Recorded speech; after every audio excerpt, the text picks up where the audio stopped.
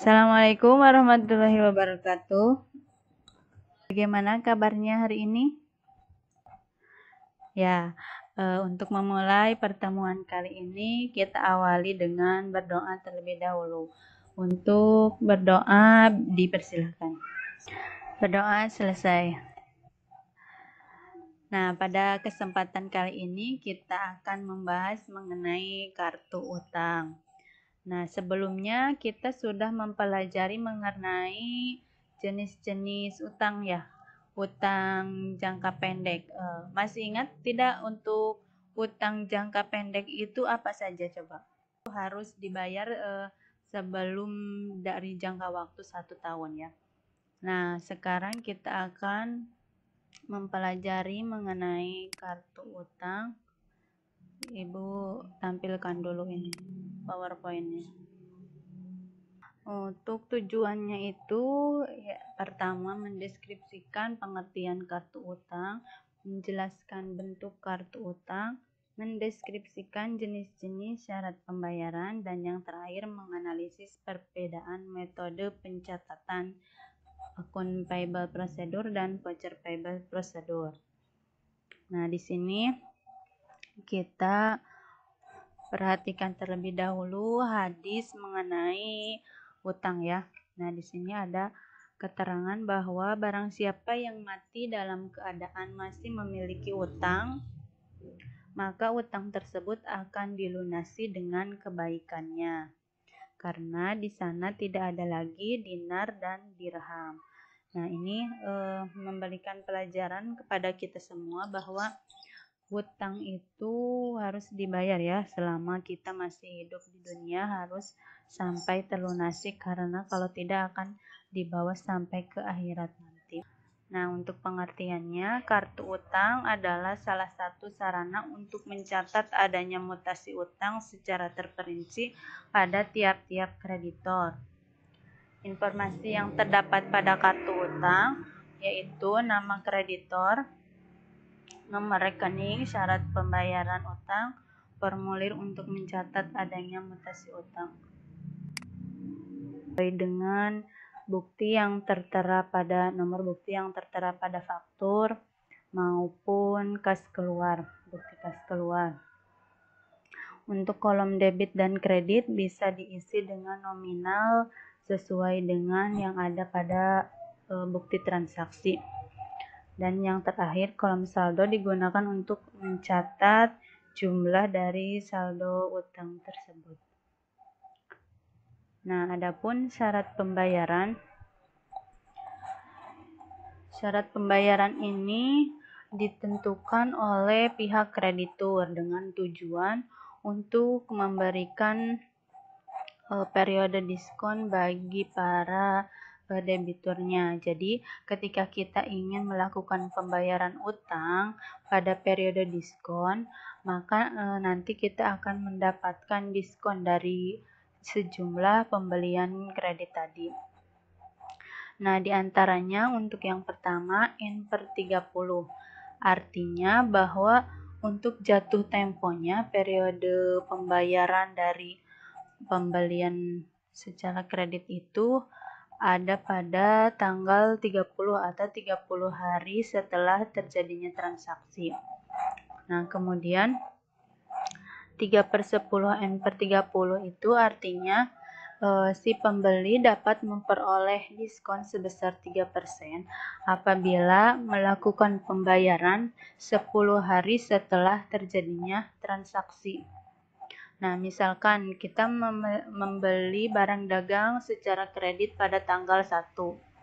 Nah, maka ketika kita ingin memperoleh diskon sebesar 3%, maka pembayarannya harus di antara tanggal 2 sampai tanggal 10 dari periode setelah transaksinya.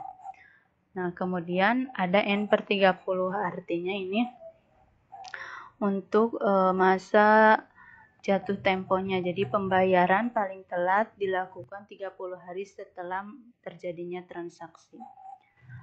Nah, yang ketiga ada 3/7, 1/14, dan N/30. Ini Artinya kita akan memperoleh diskon sebesar 3% apabila pembayaran dilakukan 7 hari setelah masa transaksi. Dan akan memperoleh diskon sebesar 1% apabila pembayaran dilakukan antara 8 sampai 14 hari periode setelah pembelian secara kredit. Nah, untuk N/30 ini artinya jatuh temponya berarti paling telat dibayar 30 hari setelah masa transaksi. Dan yang terakhir ada EOM, itu end of month, artinya berarti jatuh temponya itu berada pada akhir bulan. Ketika bulan Januari pembeliannya, maka akhir dari jatuh temponya itu adalah tanggal 31 Januari. Di sini ada studi kasus untuk didiskusikan ya. Nah, selanjutnya bisa dilakukan diskusi terlebih dahulu, silakan.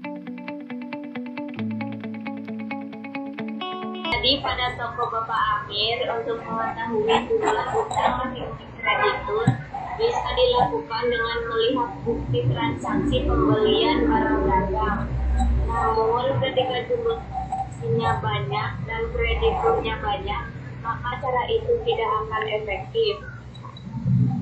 Terus, agar Bapak Amir mengetahui jumlah utang pada masing-masing kreditur secara rinci, perlu dibuatkan catatan akuntansi berupa jurnal untuk mencatat pembelian secara kredit dan jurnal pengeluaran kas untuk mencatat pengeluaran kas yang kaitannya dengan pembayaran utang, dan untuk masing-masing kreditur dibuatkan kartu utang agar terlihat jumlah utang dan kredit.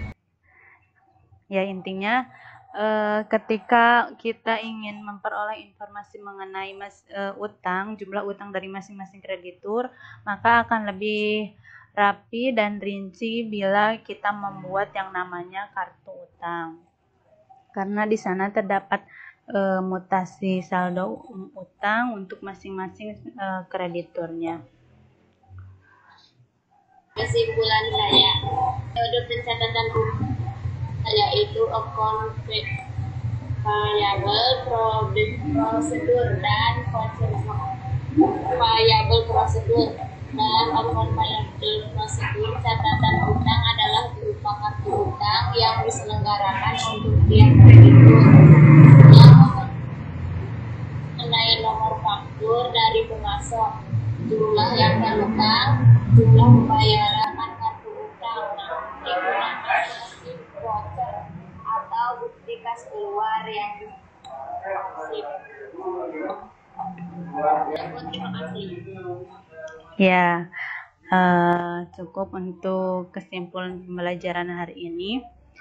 Dan untuk mengetahui sejauh mana kalian memahami dari pembelajaran kali ini, nanti kalian bisa membuka ini ya. Nah, ini untuk alamat Google Form-nya untuk isian kalian bahan evaluasi. Jadi kesempatannya itu hanya 1 kali ya untuk mengerjakan. Dan nanti langsung dikirim. Mungkin untuk pertemuan kali ini Ibu cukupkan sekian. Mohon maaf apabila ada kesalahan. Jaga kesehatan ya, karena sekarang masih dalam masa pandemi, dalam masa new normal. Jadi jangan lupa kalau kemana-mana itu harus menggunakan masker, sering-sering cuci tangan pakai sabun, dan jangan lupa jaga jarak. Sekian mungkin pertemuan dari Ibu. Mohon maaf apabila ada kesalahan. Semoga ilmu yang kita pelajari hari ini bisa bermanfaat di akhir nanti. Terima kasih. Wassalamualaikum warahmatullahi wabarakatuh.